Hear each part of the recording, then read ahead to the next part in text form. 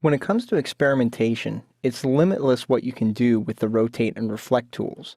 Some of the best patterns that I've created, I've stumbled upon by accident by experimenting with these tools while transforming objects.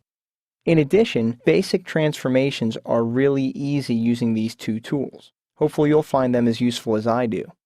The rotate tool is located in the Tools panel at this location right here. The shortcut for the rotate tool is the R key on your keyboard. So if you're in a different tool, you can simply press the R key on your keyboard as well.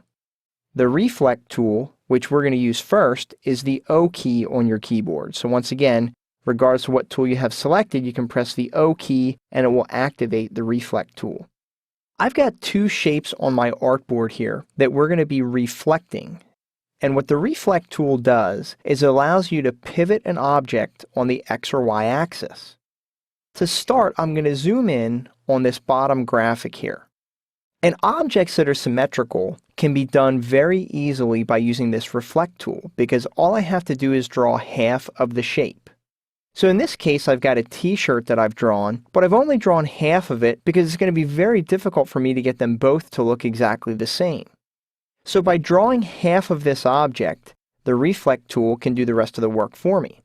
When I do this type of work, I will often pull out a guide, whether it be on the vertical or horizontal axis, so that I can use it as a reference point when I'm performing my transformation. So I'm going to select this object with my selection tool first. Then I'll press the O key on my keyboard to activate my reflect tool. Now, one of the things you're going to notice when using these tools is that when you first select an object and then activate either the reflect or the rotate tool, you'll see that there's a transformation point that appears. And what that does is determines the pivot point that the reflect is going to take place upon. Here's how the reflect tool works. If I click up here, I reestablish the reference point. If I then click down here below that, it's going to pivot that object on that axis. So if I click at the top and then click below it, it's going to reflect that object on the y-axis, the up and down axis. If I undo this, I can perform the same operation by clicking at any point and then clicking across from it, and that'll pivot that object on the x-axis. If I move this object, you can see that it's been pivoted on that axis. I'm going to undo that. But to make this more relevant, what I want to do is I want to pivot it on a precise point. So what I'm going to do is, again, you want to make sure that your object is selected. You can command click on it or control click on it just to make sure that it's selected. Make sure your reflect tool is active, and I'm going to click right on the guide that I've drawn. So I'll click once there to establish my reference point. Then what I can do is hold down the Shift key and click below that object so that I'm keeping things on the y-axis. So I'm just going to hold down the Shift key and click down here, and it's going to pivot that object on that axis perfectly. Now the one thing that I forgot to do is make a copy. So here's how we can do that. Once again, I'm going to click up here, but now while holding down the Option and the Shift key, or the Alt and the Shift key on Windows, I'm going to do the same thing. I'm going to click down here, and that's going to not only reflect it based on this transformation point on the y-axis, but also make a copy at the same time. Now all I have to do is activate my direct selection tool. I'm going to marquee this section right here because I want to select these two anchor points. You see, these are still two separate objects. So using that direct selection tool, I'm going to marquee those two anchor points and choose Object, Path, Join. Now I'm simply going to go down to the bottom of this t-shirt, do the same thing, Object, Path, Join, and now I've got a complete object that I can use and maybe put graphics on. You can see when I move this, it moves as a unit. And that's all I have to do. That's how the reflect tool works. So now that we've done that, we can actually delete the t-shirt because that's not really part of the main project we're going to be working on. I'm going to zoom in on this shape that I've drawn on my artboard. And we're essentially going to do the same thing, but I want to show you another method that we can use to perform that operation. Using my selection tool, I'm going to select this object, and I'm going to grab my reflect tool again. This time, instead of clicking here and clicking here, I am simply going to hold down my Option key on Mac or the Alt key on Windows, and I'm going to click one time. And what that's going to do is display my reflect dialog box. What this allows me to do is reflect the object either on the horizontal axis or the vertical axis. And in addition, when I'm in this dialog box, I have a copy button that allows me to copy it at the exact same time. If I were transforming an object that had a pattern applied to it, this checkbox would be available, which would give me the option to also transform the patterns as well. So I'm going to click the copy button, and once again you can see that it made a copy exactly across from where I established my transformation point. I'm going to do the same thing I did before using the direct selection tool. I'm going to marquee those 2 points, and we can use a keyboard shortcut instead of going to the menu, which is Command J on Mac or Control J on Windows, to join the anchor points at the top. And then I'll marquee the ones in the middle on the bottom. You want to make sure you don't get too many anchor points like that. We don't want that, so we're going to marquee those middle anchor points. Command J once again, and now I've got one unit that I can reposition and move at will. I'm just going to undo that. Now I'm going to switch over to the rotate tool. So if I press the R key on my keyboard, the rotate tool behaves very much the same way as the reflect tool. You can see that when I choose my rotate tool, my transformation point is displayed. Using this rotate tool, I can click at a different location, let's say the bottom here, to reestablish the transformation point. Now with this tool, think of that transformation point as being the pivot point. And think of where you click being your lever. Because what I'm going to do is I'm going to click out here and drag. You don't want to just click, because that's not going to do what you want it to. You want to click down here. So follow along. I'm going to click here again to reestablish my transformation point. And then if I click up here and drag, you can see that I'm rotating this object on that point. And I can rotate it anywhere along the 360 degrees that I can position this. So when I let go, it's just going to move it based on that transformation point. Now to make things more fun, we can once again reestablish our transformation point. Now as I'm dragging up here, if I also add the Option key or the Alt key on Windows and I let go of the mouse, it's going to make a copy. So you can do some really interesting things using this tool. I'm going to undo that.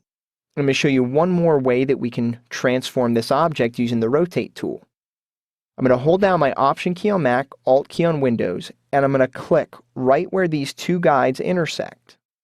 When I do, the rotate dialog box is displayed, where I can simply enter a new angle and it will preview the transformation for me automatically.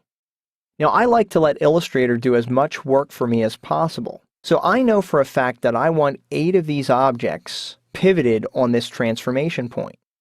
So in the angle field, I'm going to type 360 for the total number of degrees that I can possibly pivot this object on, /8. Which says divide 360 degrees by 8. And when I hit the Tab key, it automatically calculates the value for me. Now I probably should have done something a little bit more difficult. So let's do 360 divided by 9. There we go. So that's going to be a little bit harder. And you can experiment with this. I can say 360 divided by 13. And that'll give me the exact value that needs to occur. Let's go ahead and use 13 in this example. So we did 360 divided by 13. We hit Tab to tell Illustrator that we want it to calculate that value, and I'm going to hit the copy button. A copy is made, and then to continue transforming those objects, I'm just going to press Command D on Mac or Control D on Windows to continue transforming that object and repeating that transformation to create the shape that I wanted. Now I'm going to deselect these objects by holding down my Command or Control key and clicking on the artboard. And now let's create another shape. I'm going to grab the ellipse tool and I'm going to click on the intersection of these guides and I'm going to drag upwards to start dragging out this shape. And I'm just going to hold down the space bar to reposition this so that it's right in the middle. And if you need to, you can go ahead and release the mouse button and then just reposition this manually. If these smart guides are getting in your way, simply go to the View menu and choose Smart Guides to turn them off. Now what I'm going to do is I'm going to change the color of this object. So I'm going to come up here to my color panel and just reduce the tint to about 30%. And I think what I'll also do is apply this blue stroke to the object as well. I'll leave it set to a 1-point stroke. Now I'm going to grab my pen tool and I'm going to hover over this anchor point, and while holding down the Option or Alt key, I'm going to click one time to convert that to a corner point. And that's going to create a unique shape that I can use in my design. Now going back to the Rotate tool, I'm going to Option click on the intersection of these guides, Alt click on Windows, and I'm going to choose 360 divided by 17. Now notice what's happening in this case, and this is actually pretty interesting because not only can I transform an entire object, but in my case I inadvertently selected only the anchor point, and sure enough it is transforming this object still based on this anchor point. It's actually transforming only the anchor point. And if I use the up arrow on my keyboard, I can preview this transformation, and this is how you get some interesting patterns, because as you can see, you may not have expected this behavior, but you might come upon something that really works for your particular design. In this case, I'm going to cancel that, switch to my selection tool, and select this object again to select it as a unit. Now we'll go back to the Rotate tool, Option click on that point. Let's try this again. I'm going to do 360 divided by 19. Let's actually do 360 divided by 13. And if I hit the copy button, you can see that it transforms that object to that amount. So I'm just going to press Command D or Control D on my keyboard to continue transforming that object. And you can see now the effect that I've achieved with those basic shapes. What we can also do is if we grab the Magic Wand tool, I'm going to click on one of these objects to select all of the objects as a unit. To add a bit of visual interest to this, I'm going to go to the Effect menu under Stylize and choose Drop Shadow. I'll turn on the preview, and I think I'll go ahead and leave that set to its defaults. We'll click OK. Now one last thing to finish off this design is we'll grab the Ellipse tool, and while holding down my Option key and my Shift key on my keyboard, Alt-Shift on Windows, I'm going to drag from the center to drag a perfect circle. I'm going to set the stroke to none and the fill to this orange radial gradient that I've added to my swatches panel. And if you want to, you can go back up to the Effect menu under Stylize and choose Drop Shadow to apply a drop shadow to this object as well. These two tools, the Rotate and Reflect tools, are two of Illustrator's reshaping tools that are worth their weight in gold. Used correctly, they can save you inordinate amounts of time. Whether you do technical illustrations or even more creative projects, you'll be happy that these two tools are there when you need them.